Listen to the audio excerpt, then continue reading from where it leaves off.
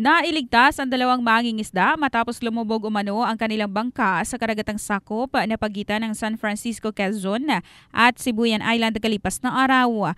Sa ulat ng Philippine Coast Guard, na-rescue sina Rolando Riano at Maynard Riano ng mga residente ng San Fernando, Romblon ng mga crew ng dumadaang cargo vessel na MV SITC Cagayan. Pasado 3:00 ng hapon umano nitong nakalipas na araw habang bumibiyahe ang dalawa mula San Francisco, Quezon patungo sa San Fernando, Romblon ay nagkaroon ng malalaking alon at malalakas na hangin na dahilan para lumubog ang kanilang motorbangka.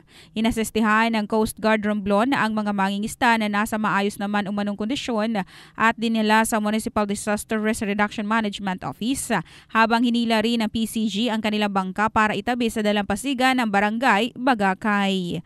Yan na report, hatid ng DriveMax Plus Herbal Capsule, lalaking laging umaangat in the heart of changing lives. Ito sa Brigada John Bayot ng Brigada News FM Philippines, the Music and News Authority.